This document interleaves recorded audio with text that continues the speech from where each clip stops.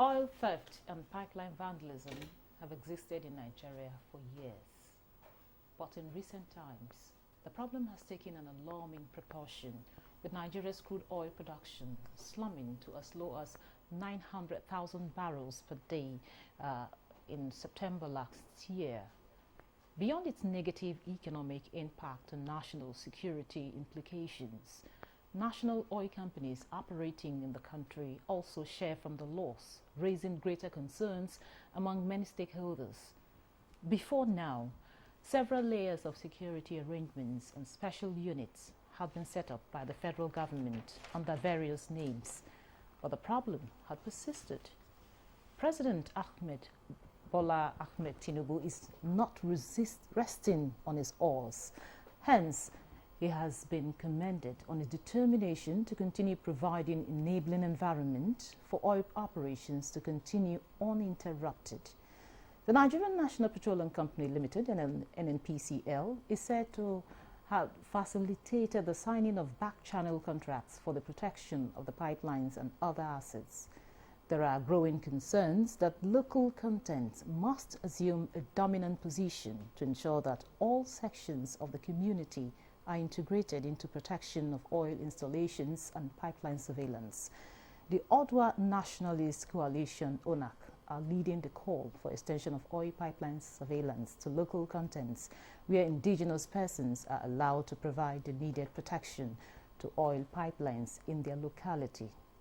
Guests on Nigeria Today are in the studio to give insight into the protection of oil pipeline. Welcome and thanks for joining us on Nigeria Today. I am your carrier, Clinton.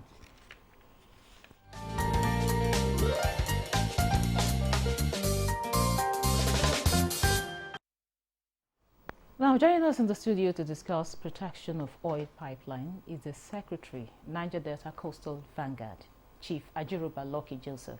You're welcome to Nigeria Today. Thank you very much. Also with us in the studio for the conversation is President Ilaje Parapọ̀ Forum, Comrade Femi Ajimuda.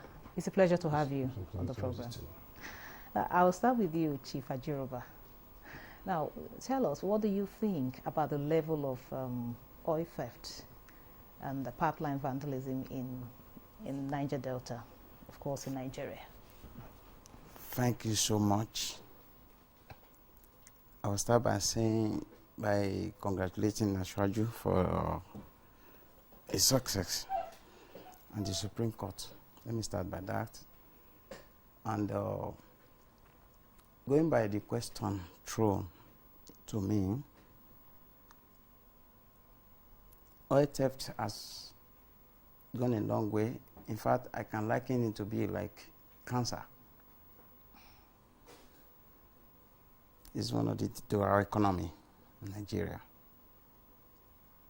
And if you fold our hands, looking at it, you know when we talk about cancer, it's a deadly disease. So that is why everybody must put in all efforts to make sure we combat it, because it's a bad thing.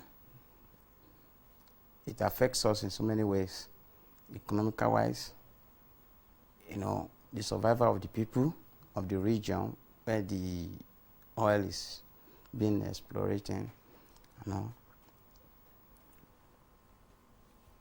We can't get good water to drink in our environment where we have oil sabotage, vandalization, because we have spillage in all of our water.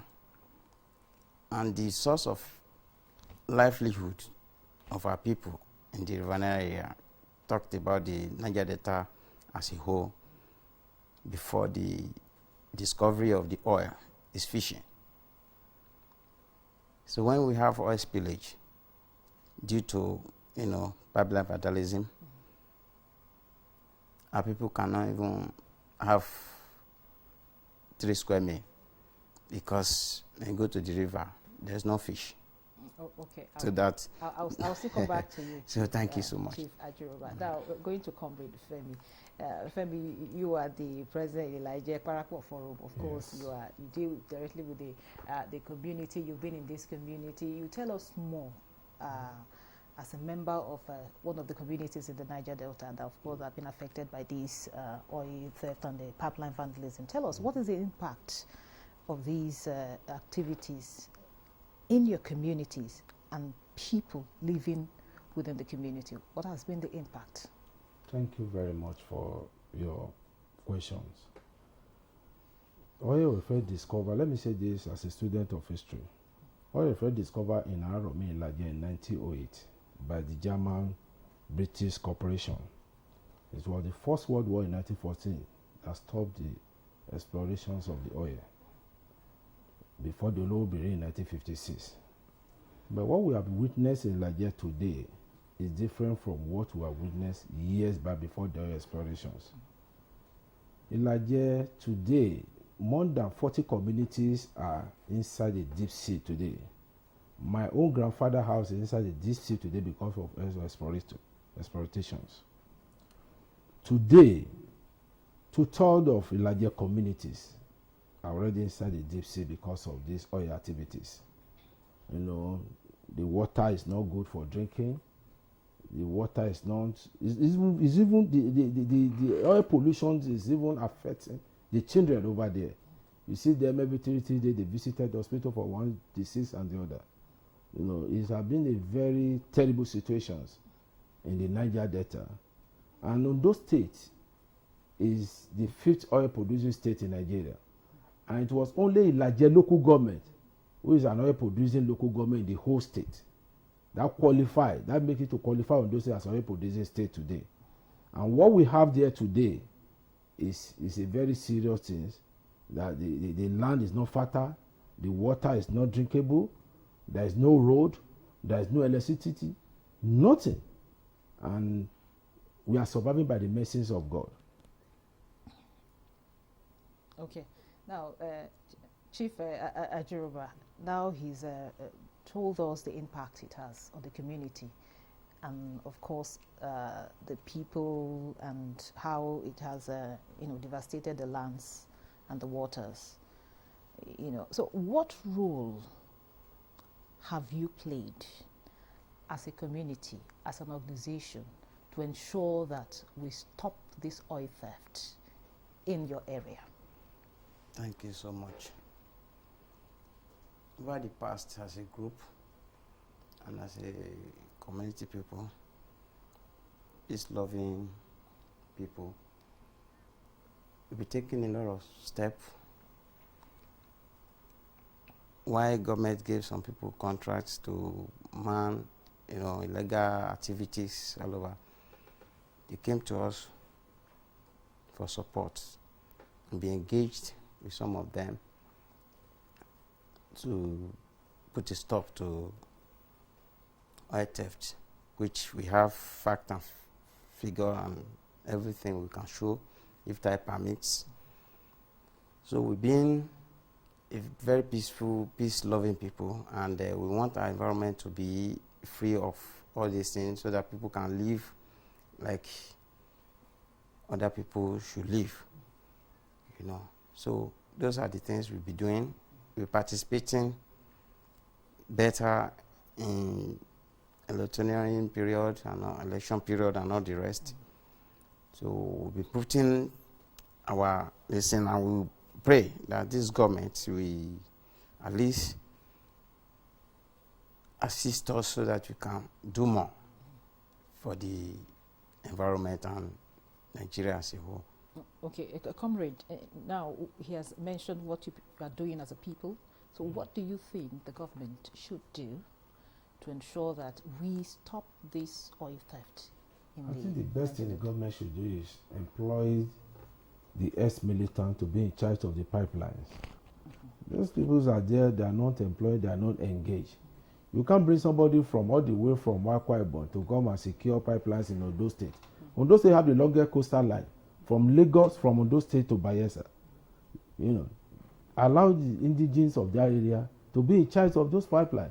I think that is the only thing that can stop this pipeline organization. I think that is the only thing. Okay. If government is serious about it, allow the ex-militants, the indigenes of the oil producing community to be in charge and you hold them accountable for the whole thing. You know, but bringing somebody who is a foreigner who doesn't know the terrain, I don't know how he's going to protect the pipelines. You know, the pipeline from Ondo State, that was what lead to Ogun State, to Lagos State, you know, to other states. Let the security man be in charge of his own terrain. Let the larger man be on his own terrain. Let the John man be in charge of his own terrain. So there will be a peace in the whole Niger Delta. So, Chief Ajuroba, we already have a private security organization that is manning, you know, the oil pipe, that is doing a wonderful job in trying to ensure that we, you know, shore up our oil production and also stop the oil theft in the Niger Delta. So why do you think there should be more people doing this surveillance of pipelines? Thank you so much. The government over the past has tried their best. I think they can do more. That is one of the reasons why we would like to let our voice known to people and to Nigeria as a whole, because this is our country, Nigeria. So if you do the needful, we'll get the best result from the government too. That is our belief. And that is the reason why we train our strength and support behind the government over the past. The people they gave before, they try their best. They can only do, nobody can try more than what they can do. Nobody give what doesn't have. Like a comrade has said, that let everybody man his own jurisdiction. I think if the government should decentralize this pipeline surveillance, Ondo State should be manned by people that are indigenous, the people that have that distance restriction in their region, the terrain. They know it better. So doing, the government will have efficiency and good output. At the end of the day, I know if the government should yield to this, we're saying, I want to tell them that by the time we'll be coming here next time, we'll be jubilating in Nigeria as a whole. Thank you so much. Because a lot would have happened. Yes, because we, the group where I belongs, where Chief Akogunjup Omotowa is the president, we took this over the time upon ourselves as like a project. The surviving of Nigeria economy through the curtail of oil theft and vandalism and all the rest. It has been giving us sleepless nights over the time. So many times we discuss about it, how can we be of help to this government and do something tangible for the government so that they can, this time if the government will just listen to all this yarning, I think the government will laugh last and they will be at the best of their activity and all. Still on you, Chief Lucky Ajuroba. Now, you are the Secretary of the Niger Delta Coastal Vanguard. Tell us, what has the Niger Delta Coastal Vanguard been doing to also help Nigeria to ensure that this problem is nipped in the bud? Thank you so much. If not for the fact that time will not permit us to show some slides and all the rest, we'll have showed you a lot of what we've done in ensuring that the government have a success so that our economy can be at its peak and all. So we'll be engaged, even state government, the Minister of Agriculture has engaged us, be helping them in generating revenue in some ways, in the waterways. Then we've been with a company called NDSS. They came to us when they get the contract that, okay, they want us because they know, they find us that we are capable of, handling the contract for them so that they have success. Then we partner with them and we delivered. We delivered, we try our best. We'll be having, there are sometimes that we have issue of kidnapping at the coast. We move out. The security, they call us. The Navy officer, the Army, they call us on us. So we put our fiber on the river. We supported them. We recovered 4 Chinese that were adopted by the sea pirates, the kidnappers. The story is in this newspaper, I think in November, The Nation, year 2020, is there. So time does not permit us to show those slides. If not, we will have shown it to the whole world. Then, 2, when the issue of the kidnapped boys from the Ekpe school, something like that. In Ekpe, I think it's Ekpe Grammar School happens. We're the one that, the government of Ondo State involved. We strong into action, and we make sure that, okay, we scrub everywhere. We make sure that, okay, we negotiated on behalf of the government to, at least, guys, please, you do the needful, then they were released. So those are the things we've been able to do. And then the issue of oil theft and all the rest, we've at least apprehended a lot of vessels and all the rest, which I have the evidence and the fact with me here, and we handed them over to government security personnel for prosecution. So those are the things we've been able to do. And if the government give us the support, we could do more. Comrade Femi, it appears you guys really have been doing quite a lot, in this area, But then again, the private security operatives or private security company that was contracted to do the job when they were contracted last year, that was in August. In 2 months, they were contracted by NNPCL. Let me be clear on that. In 2 months, the security company discovered and destroyed 350 illegal refineries, 270 wooding, and of course, in September 2023, this year, to corroborate what they have been doing, the crude oil production increased to 1.35 million, as against the 900,000 that we had last year in September. Even this month, we had 1.49 million, per barrel. Now, you agree with me that it's not just enough to say, okay, guys, go and guide this thing. They also need some sophisticated gadget, which, of course, when we invited them to this program, they also told us it was expensive to, survey some of these pipelines. Okay, so how ready are you? Because you've called that you also should be involved in guiding these pipelines, being in this surveillance of pipelines. So how ready are you in terms of equipment, in terms of, the preparedness to guide our pipelines? Thank you very much. Most of the oil tank farm that destroys by this group were destroying the whole Niger deltas. The security people there are from that place. Most of those things happen in deltas, in Bayelsas, where they employ the indigenes to be in charge of the security. That's why they were able to find out a lot of those things. But that's why we are saying that allow the indigene of each state to be in charge of the pipeline so that we can get more results. Because what we are getting now is not even enough. If you allow people from Ilaje community to be in charge, if you allow a security man to be in charge, the production will jump up more. Because what they have done now is in Bayelsa, in Delta State, who are being secured by the judge. And, thief, no thief.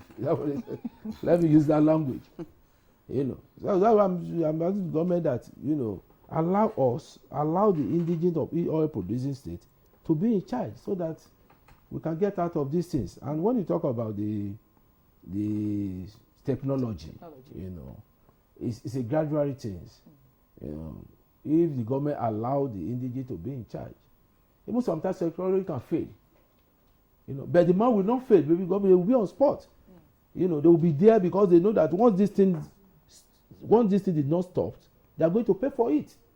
If a man is employed today to be in charge of guarding the pipelines and eventually something went wrong, his job is at risk. Yes.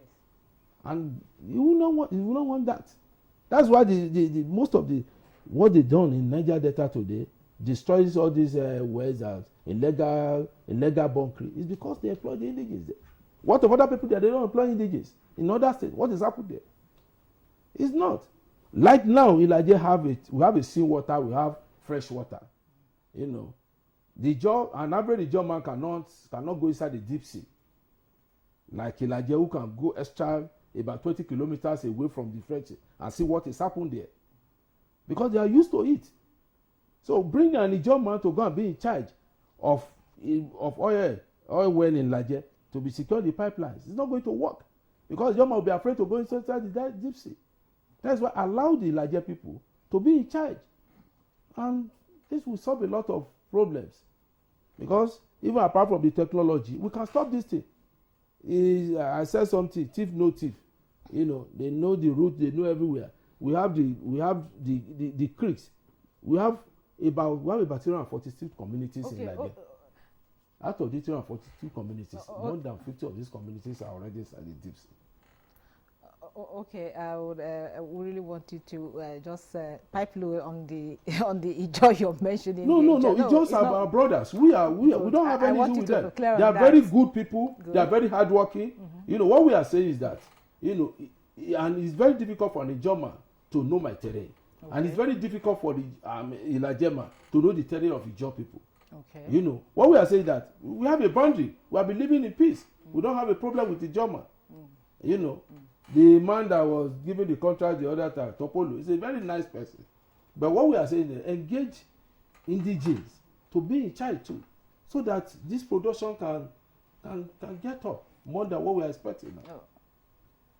Oh. Okay, so Chief Ajuroba, what would you do differently if you're given the opportunity to, man these pipelines? Thank you very much. You know, like Comrade has said, that the reason why we have all those illegal refinery destroyed by the other company that this contract was given before was because those illegal refinery company were in their jurisdiction and were within their state and not the rest. But before you continue, Chief, I also want to make something clear. Okay. It's also a good thing that the people that were given the contract are also indigenous. They are also Nigerians. Yes, that is the good thing. Yes, okay. They are Nigerians. I agree with you, they are Nigerians. So, but the terrain, we don't know the terrain. Okay. We don't know the terrain. I just want you to keep that in mind. Yes. If I travel to Bayelsa today, I don't know. I will not know the route. You know, can I take this road? Can I take this road to escape? But if a Bayelsa man knows where he can, he can. But we can work together, right? Yeah, of course. We can work together. Of course. You know where to cross the thief and get the goods. Of course. You understand? So you're about to tell us what you do differently. We are fighting the common enemy. Yes. Yeah. So that's one thing I want us to be clear about. No, yes, I really appreciate that. I really appreciate that. You see, if in your terrain somebody come to steal, it's only you that will know where and where to cross that thief and get that thing that is taken away. That is the essence of this agitation, that everybody should manage, please, so that we can get more results. Over the years, the government have tried. They have tried, they've done little, but we can still, more can still be achieved. If we put all hands on desk, Ondo man, Ilaje man the coast. Especially now that we are going to have our refinery functioning. Unlike before, where we don't have any refinery, where everybody just take crude, pan, all the time, here and there. But this time now, we're going to have it here. The next thing we're going to face now, that we are seeing, that we are foreseeing, that we're prescribing for the government, is by the time all this refinery will be functioning, by the grace of God, we know, you and I know that the price of oil will drop here. The pump price will drop. So it will be lesser than the pump price selling in Cotonou. It will be lesser than the one in Togo and Cameroon and all these our neighboring country.